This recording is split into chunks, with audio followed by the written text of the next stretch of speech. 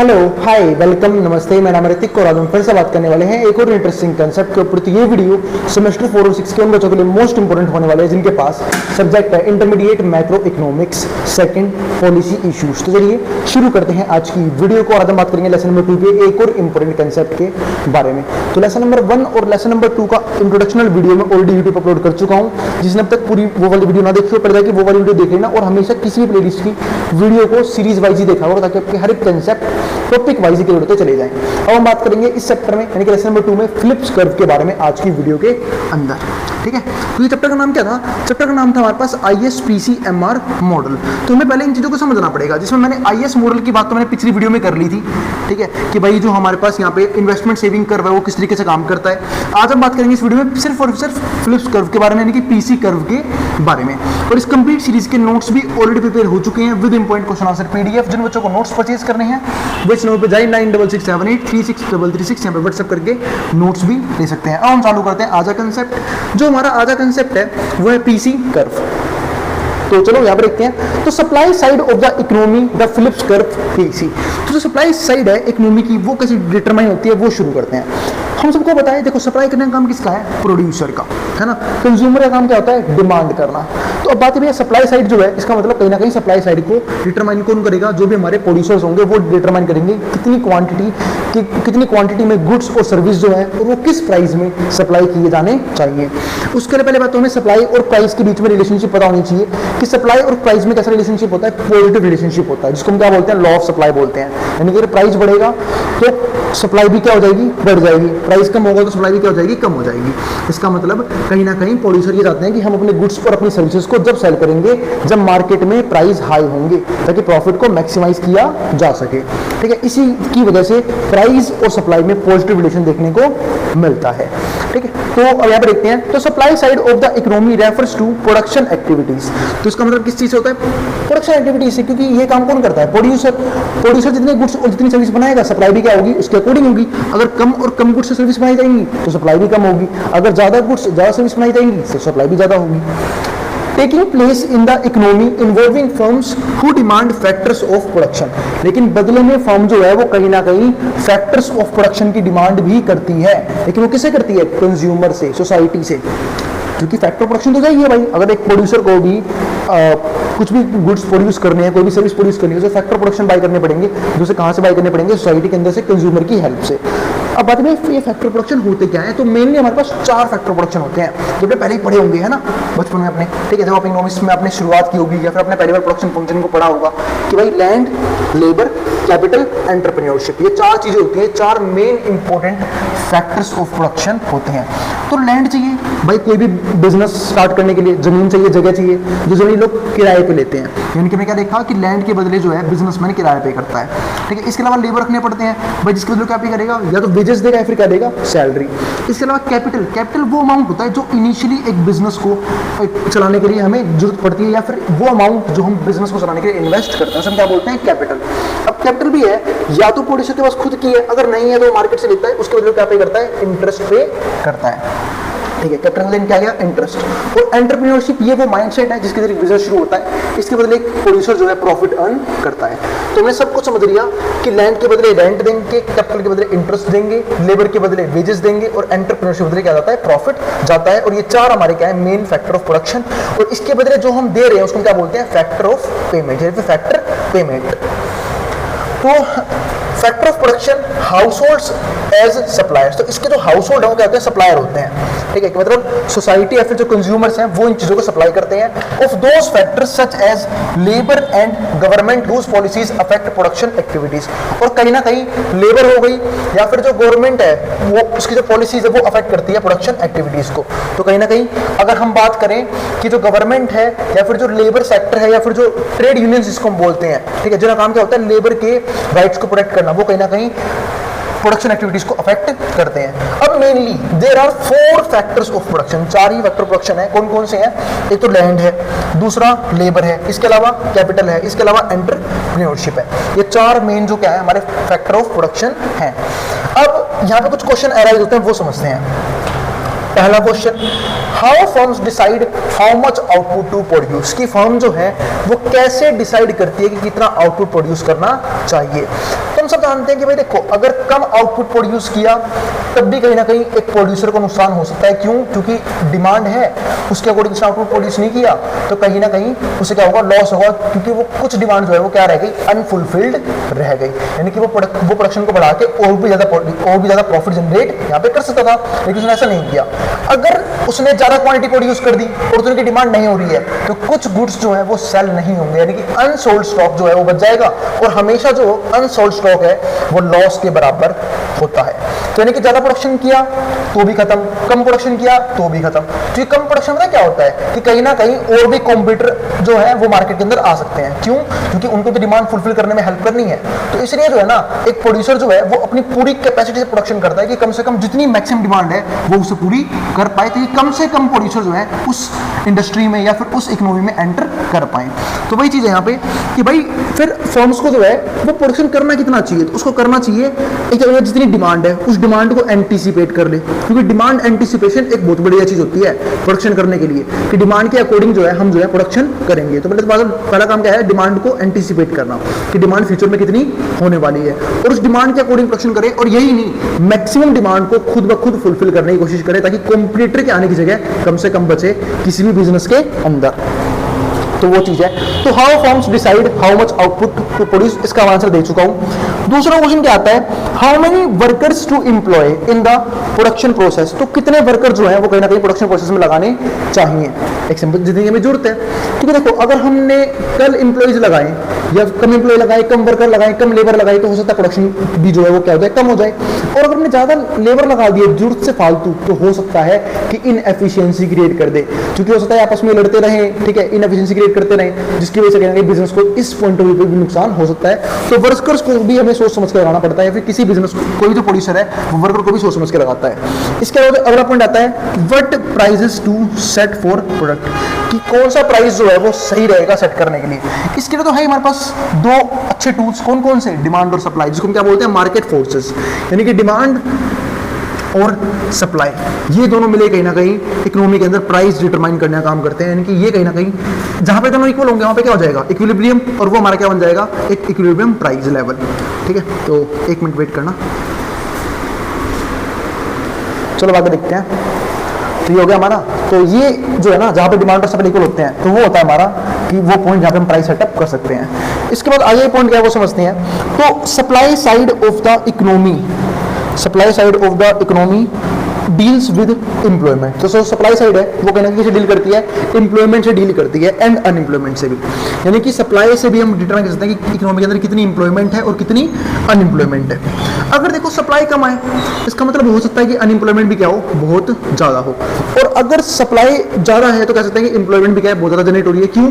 क्योंकि जनरली हम मानते हैं कि इकोनॉमी के अंदर आउटपुट बढ़ाने का तरीका ये है कि आप ज्यादा से ज्यादा लोगों को जॉब क्रिएट करके दो, यानी कि एम्प्लॉयमेंट जितनी ज़्यादा होगी ना, हमें कह सकते हैं कि उतना ही फालतू क्या हो रहा है, प्रोडक्शन हो रहा है, और प्रोडक्शन का मतलब क्या है कि ना कहीं उतनी ज़्यादा क्या है, सप्लाई हो रही है। तो मैं कह सकता हूँ कि जो सप्लाई है और जो एम्प्लॉयमेंट है दोनों किस में है, पॉजिटिवली रिलेटेड है। अगर एम्प्लॉयमेंट ज़्यादा, सप्लाई भी ज़्यादा, एम्प्लॉयमेंट कम, सप्लाई भी कम। इसके बाद अगला पॉइंट हमारे पास क्या आता है, विच डायरेक्टली अफेक्ट आउटपुट, कहीं ना कहीं ये आउटपुट को भी अफेक्ट करता है, level through their relationship with wages and price. तो कहीं ना कहीं हम कह सकते हैं कि जो अनएम्प्लॉयमेंट है, फिर जो एम्प्लॉयमेंट है, वो आउटपुट के लेवल को भी अफेक्ट करता है, क्योंकि एम्प्लॉयमेंट और अनएम्प्लॉयमेंट का एक चीज से और रिलेशन होता है। किस चीज से? एक तो वेजेस से जो हम आगे पढ़ेंगे, दूसरा प्राइस से। एक मिनट वेट करना, एक मिनट रुकना। हाँ, चलो अब आगे देखते हैं। हाँ, तो मैं क्या करता है कि एम्प्लॉयमेंट और अनएम्प्लॉयमेंट का लेवल वो डिपेंड करता है वेजेस पे भी और प्राइस पे भी, प्राइस लेवल पे भी। अब आगे समझते हैं डेरिवेशन एंड पीसी कर्व। तो डेरिवेशन क्या है, पीसी कर्व की वो समझते हैं। तो PC curve derive to represent supply side of the economy. PC curve को हमने बनाया किस लिए था, ताकि हम जो है अपनी इकोनॉमी के अंदर सप्लाई साइड को शो कर सके of the economy. Phillips curve in is an upward sloping, ये हमारे पास क्या होता है, अपवर्ड स्लोपिंग जो है वो क्या होता है, कर्व होता है, ठीक है, showing positive relationship between inflation and output level in the economy. तो एक क्या शो करता है कि कहीं ना कहीं पॉजिटिव रिलेशनशिप है किसके बीच में, इन्फ्लेशन के बीच में और आउटपुट के लेवल के बीच में। यानी कि जितना ज्यादा आउटपुट का लेवल होगा उतनी ज्यादा क्या होगी, इन्फ्लेशन होगी। अब समझते थोड़ा सा इस चीज को डीप में, काफी अच्छी बात दिख रही है कि अगर इन्फ्लेशन बढ़ रहा है इसका मतलब कहीं ना कहीं इकोनॉमी के अंदर आउटपुट का लेवल भी क्या हो रहा है, ज्यादा जनरेट हो रहा है। और समझते हैं, पहले समझते हैं आउटपुट के लेवल में और इंप्लॉयमेंट में क्या रिलेशनशिप होता है। यहाँ पे पॉजिटिव रिलेशन है, जितना ज्यादा आउटपुट का लेवल जनरेट करके देंगे हम इकोनॉमी के अंदर, इंप्लॉयमेंट उतनी ज्यादा होगी, क्योंकि भाई लोगों को यूज तो करना पड़ रहा है ना उस आउटपुट को जनरेट करने में। इसका मतलब है कि जितने ज्यादा लोग उतना ज्यादा क्या है, आउटपुट लेवल है। यानी कि लोगों को जॉब्स मिल रही हैं, लोग पैसा कमा रहे हैं, इसी की वजह से आउटपुट जो है वो ज्यादा जनरेट हो रहा है और आउटपुट का लेवल इंक्रीज कर रहा है। अब एक सिंपल सी बात है, अब आउटपुट लेवल बढ़ा, लोगों ने पैसा कमाया, अब लोगों को पैसा खर्च भी करेंगे, और खर्च कैसे करेंगे, डिमांड करके, अलग अलग गुड्स की, अलग अलग सर्विसेज की। तो उसी डिमांड की वजह से मैं कह सकता हूं कि जो इकोनॉमी है उसके अंदर इन्फ्लेशन क्रिएट होता है। तो इसलिए हम क्या बोलते हैं कि इन्फ्लेशन में और आउटपुट लेवल में क्या है, पॉजिटिव रिलेशन है। फिर बोल रहा हूं, एम्प्लॉयमेंट जनरेट हुई तो आउटपुट का लेवल बढ़ा, आउटपुट का लेवल बढ़ा, ठीक है, तो एम्प्लॉयमेंट जनरेट होने की वजह से लोग डिमांड करेंगे, तो इन्फ्लेशन भी क्या होगा, अपने आप क्रिएट होगा। तो तीनों कहीं ना कहीं आपस में क्या होते हैं, पॉजिटिवली रिलेटेड होते हैं। ठीक है, तो ये बात मैंने यहाँ पे कर ली, और यही कौन शो करता है, फिलिप्स कर्व भी शो करता है। अगला जो हमारे पास यहाँ पे पॉइंट आया वो आया, economy's supply of output is sensitive to fluctuation in general price level. तो इकोनॉमी का जो सप्लाई है वो भी किसको लेके, आउटपुट के लेवल को, वो सेंसिटिव रहता है fluctuation in general price level पे। ठीक है, किस चीज में फ्लक्चुएशन में, जनरल प्राइस लेवल के फ्लक्चुएशन में और इन्फ्लेशन रेट में, and is directly related to the level of employment. और कहीं ना कहीं ये डायरेक्टली जो है वो किससे रेट करता है, लेवल ऑफ एम्प्लॉयमेंट से भी। यानी कि अभी हमने बात कही ना, इन्फ्लेशन रेट में फर्क पड़ता है एम्प्लॉयमेंट की वजह से, एम्प्लॉयमेंट ज्यादा, इन्फ्लेशन रेट भी क्या हो जाएगी, ज्यादा। क्यों, क्योंकि अगर एम्प्लॉयमेंट ज्यादा है इसमें लोगों को सैलरी मिल रही है, लोगों को काम मिल रहा है, लोगों को पैसा आ रहा है, लोगों को पैसा आ रहा है, लोग डिमांड करेंगे, डिमांड करेंगे तो भाई इन्फ्लेशन रेट जो है अपने क्या हो जाएगा, इंक्रीज कर जाएगा। ठीक है, इसके अलावा कौन सा पॉइंट आता है, unemployment level is arrived at by deducting the level of employment from the total force in the economy. देखो टोटल फोर्स का मतलब पता है क्या है, कि कितने लोग ऐसे हैं जो हमारी इकोनॉमी के अंदर काम करना चाहते हैं, उसको हम बोलते हैं टोटल वर्क फोर्स। ठीक है, चाहे उनको काम मिल रहा है चाहे काम नहीं मिल रहा है, इस बात से फर्क नहीं पड़ता, लेकिन अगर वो काम करना चाहते हैं और उनके पास काम करने की एबिलिटी है, इसका मतलब क्या है कि वो टोटल में लेबर फोर्स का जो है हिस्सा बन सकते हैं। अब लेबर फोर्स में भी दो तरह के लोग आ गए। अब भाई जरूरी थोड़ी ना कि किसी काम करने की इच्छा भी हो, उसके अंदर काम करने की एबिलिटी भी हो और फिर भी उसे काम मिल रहा हो, हो सकता है उसे काम ना मिले। ठीक है, तो यहाँ पे दो तरह के लोग आते हैं फिर, एम्प्लॉयड और अनएम्प्लॉयड। अनएम्प्लॉयड वो जिनके पास एबिलिटी भी है, काम करने की इच्छा भी, उन्हें काम नहीं मिल रहा। एम्प्लॉयड वो जिनके पास एबिलिटी है, काम करने की इच्छा भी और उन्हें काम मिल रहा है। ठीक है, वो चीज यहाँ पे आती है। तो इसी हम क्या बोलते हैं, टोटल मिलाकर टोटल फोर्स हमारा बन जाता है। तो टोटल फोर्स का सीधा का मतलब क्या हुआ, एम्प्लॉयड लोग भी और अनएम्प्लॉयड लोग भी। तो wage and unemployment relationship is negative. Wage और अनएम्प्लॉयमेंट रिलेशनशिप क्या होती है, नेगेटिव होती है। पता है क्यों, क्योंकि देखो अगर वेज बढ़ रहा है, वेज बढ़ रहा है तो सिंपल सी बताओ, अनएम्प्लॉयमेंट कम होगी या बढ़ेगी, अनएम्प्लॉयमेंट जो है कम हो जाएगी। इसलिए बोलते हैं वेज और अनएम्प्लॉयमेंट में नेगेटिव रिलेशन है। अनएम्प्लॉयमेंट में नेगेटिव रिलेशन है। क्यों नेगेटिव रिलेशन है, क्योंकि भाई जब पैसा ज्यादा मिलेगा, वेजेस ज्यादा मिलेगी, दिहाड़ी ज्यादा देंगे लोगों को, ठीक है, इसका मतलब क्या है, लोग जो फिर काम करने की तरफ भागेंगे, लोग के अंदर लालच आएगा, यार ज्यादा पैसा मिल रहा है, हम क्यों नहीं काम करेंगे, हम काम करेंगे। ठीक है, लेकिन अगर इसका उल्टा कर दूं, मैं वेज कम कर दूं, वेज कम कर दूं, पहले कि पैसा कम कर दूं, तो अनएम्प्लॉयमेंट बढ़ जाएगी। क्योंकि लोग फिर क्या सोचते हैं, फिर लोग शिफ्ट होते हैं मजरेने की तरफ, लीजर की तरफ, यार पैसा तो ना के बराबर मिल रहा है तो इससे अच्छा मैं काम ना ही करूं, है ना। यानी कि जब रिवॉर्ड जो है वो अच्छा नहीं मिलता तो लोग जो है वो कम इच्छुक होता है काम करने के, वही चीज यहाँ पे है। तो wage and unemployment relationship is negative as per Phillips curve. किसके हिसाब से, फिलिप्स कर्व के हिसाब से। ठीक है, wage and employment relationship are positive. लेकिन वहीं पर अगर वेज और एम्प्लॉयमेंट रिलेशनशिप देखी जाए वो पॉजिटिव है। अगर वेज बढ़ेगा, ज्यादा से ज्यादा लोग जो है काम करना पसंद करेंगे, एम्प्लॉयमेंट लेवल राइज कर जाएगा। ठीक है, तो इसलिए वेज और एम्प्लॉयमेंट में क्या होता है, पॉजिटिव रिलेशन देखने को मिलता है फिलिप्स कर्व के according. To derive PC following steps are taken. अगर हमें पीसी ड्राइव करना है कि फिलिप्स कर्व ड्राइव करना है, ठीक है, उसके लिए हमें कुछ स्टेप्स फॉलो करने पड़ेंगे जो हम अगली वीडियो में डिस्कस करेंगे कि पीसी कर्व दिखता कैसे है। ठीक है, अभी जो समझते हैं कि डेरिवेशन करने के लिए कौन कौन सी चीजें जो है वो हमें चाहिए। पहला पॉइंट हमारे पास यहाँ पे क्या आया, determine equilibrium level of the employment. हमें सबसे पहले देखना पड़ेगा कि इक्विलिब्रियम लेवल ऑफ एम्प्लॉयमेंट है कितना। यानी कि एक इकोनॉमी के अंदर एक पर्टिकुलर आउटपुट लेवल के हिसाब से कितने लोगों को जॉब प्रोवाइड की जा सकती है। तो determine equilibrium level of employment, जिसको हम एन से दिखाते हैं, एंड अनएम्प्लॉयमेंट भी इन labour market at point of intersection, वो भी किसके हिसाब से, वेज सेटिंग कर्व के हिसाब से एंड प्राइस सेटिंग कर्व के हिसाब से। यानी कि वेज और प्राइस जहां पे दूसरे को इंटरसेक्ट रहेगी उसके हिसाब से हम कहीं ना कहीं डिटरमाइन करेंगे कि equilibrium level of employment and unemployment in labour market वो कौन सा पॉइंट है। दूसरा जो पॉइंट हमारे पास आता है डिराइव करने के लिए पीसी कर्व को, the level of employment can be directly treated as a proxy for level of output in the economy, जहां पे हम कहीं ना कहीं लेवल ऑफ एम्प्लॉयमेंट की हेल्प से लेवल ऑफ आउटपुट को डिटरमाइन करने की कोशिश करेंगे। जैसे मैंने अभी बताया भी कि अगर एम्प्लॉयमेंट ज्यादा होगी तो मैं कह सकता हूं कि आउटपुट का लेवल भी ज्यादा प्रोड्यूस होगा, ठीक है, और अगर एम्प्लॉयमेंट कम होगी तो मैं भी कह सकते हैं कि आउटपुट का लेवल भी क्या होगा, कम प्रोड्यूस होगा।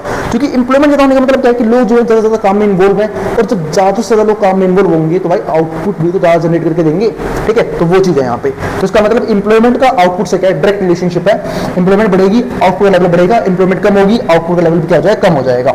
तीसरा, combining the output and inflation draw upward sloping, जहां पे हम कंबाइन करेंगे आउटपुट के और इन्फ्लेशन के रेट को, ठीक है, sloping PC to represent supply side of the economy, ताकि हम जो है वो supply side of the economy को क्या कर सके, दिखा सके।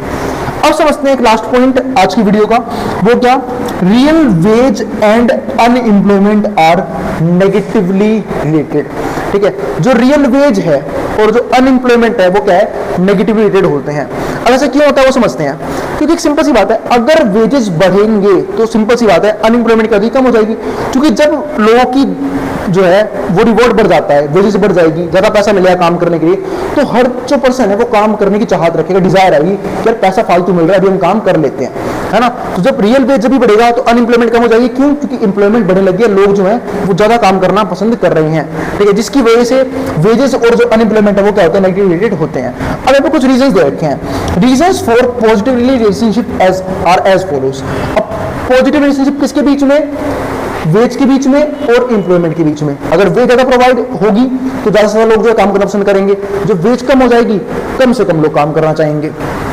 तो एज पर एफिशिएंसी, अगर हम एफिशिएंसी की बात करें, ठीक है, तो wage argument, the wage is set higher when there is strong probability to getting alternative job in labour market, ठीक है।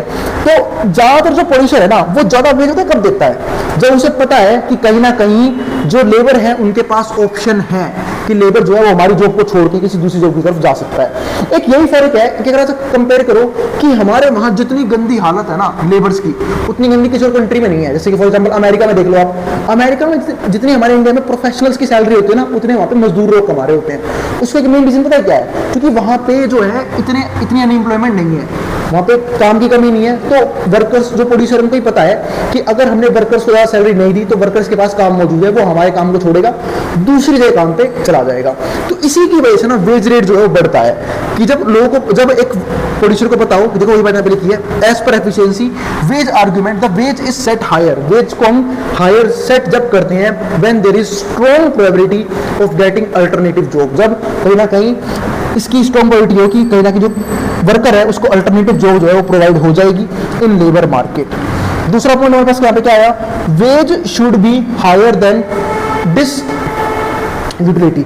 वेज के बार हायर कब होती है, disutility from working as well as unemployment benefit person gets from being unemployed, ताकि जो unemployed लोग हैं वो कहीं ना कहीं एम्प्लॉयमेंट की तरफ जाए, मोटिवेट हूं काम करने के लिए, लीजर को छोड़ दें। यहाँ पे कैसे लीजर का भी आता है, लीजर का सिंपल सा मतलब है कि हम जो है दो ही चीज चूज करते हैं टाइम में, या तो हम काम करना पसंद करते हैं या फिर हम आराम करना पसंद करते हैं। उस काम को हम क्या बोलते हैं कि भाई हम जो है काम कर रहे हैं उससे पैसा आ रहा है, और आराम करके हम क्या बोलते हैं, लीजर, ठीक है। एक पर्सन जो है वो लीजर को जब छोड़ता है, ठीक है, जब उसे पता हो कि उसे काम करने में क्या क्या रिवॉर्ड्स मिलने वाले हैं, क्या क्या बेनिफिट्स मिलने वाले हैं, ठीक है, जब उसे बेनिफिट ज्यादा मिलेंगे वो ज्यादा मोटिवेट होता है काम करने के लिए, जब बेनिफिट्स कम मिलता है, ठीक है, तो वो कम मोटिवेट होता है काम करने के लिए, है ना। तो इस तरीके से जो है कहीं ना कहीं जो पर्सन है, कोई पर्सन इस दुनिया का, वो चूज करता है कि मुझे काम करना है, यानी कि वर्क में अपना टाइम इन्वेस्ट करेगा या फिर लीजर की तरफ अपना टाइम इन्वेस्ट करेगा।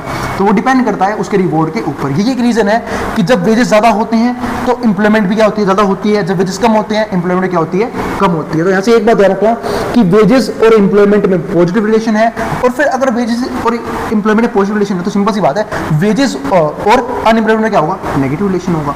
तो बस ये सिंपल सा कंसेप्ट था फिलिप्स कर्व का, जो मैंने इस कंप्लीट वीडियो में डिस्कस कर लिया है। अगली वीडियो में थोड़ी सी बात और मैं करूंगा फिलिप्स कर्व के बारे में, जहां पे मैं आपको फिलिप्स कर्व डिराइव करके भी दिखाऊंगा किस तरीके से उसे डिराइव करते हैं। यहाँ पे तो बात के लिए फिलिप्स कर्व होता क्या है, किस तरीके से काम करता है, कुछ चीज़ों पर और बात करेंगे, जैसे कि supply side of the production.